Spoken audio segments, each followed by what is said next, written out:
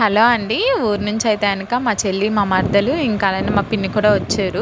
ఇంకా మన రియా గారు చూడండి ఇంకా వాళ్ళ మరదలని అయితే గనక ఎలా ఆడిస్తున్నారో, ఇంకా వాళ్ళ అన్నయ్యకి వాళ్ళ మరదలతో అయితే గనక వాడి టాయ్స్‌ని అవన్నీ చూపించుకుంటే వాళ్ళతో ఫుల్ టైం పాస్ చేస్తున్నాడు మన రియా గారు.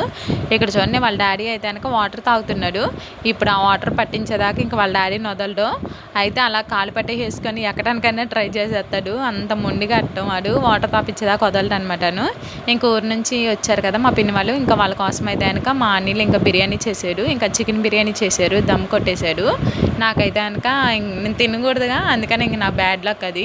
అందరూ అయితే కనుక ఇంకా బిర్యానీకి అయితే కనుక ఫుల్ ఇంప్రెస్ అయ్యారు, బాగా నచ్చిందంట. ఇంకా మా అనిల్ అయితే కనుక సాటిస్ఫాక్షన్గా లేదు, నేను సరిగ్గా రాలేదు ఈసారి అని చెప్పేసి అని అంటున్నాడు. వాళ్ళకైతే కనుక మంచిగా నచ్చింది. ఇంక ఈ బిర్యానీ రైస్లోకి అయితే కనుక ఇంకా చికెన్ కర్రీ చేశారు.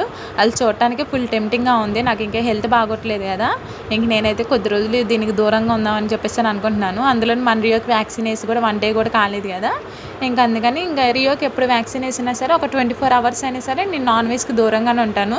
ఏంటో నా భయం నాది. ఇంకా అలా ఉంటారో ఇంక నాకైతే తెలీదు. మీకేమైనా తెలిస్తే నాకు కామెంట్ చేయండి. అందుకని చెప్పేసి నాకైతే కనుక వైట్ రైస్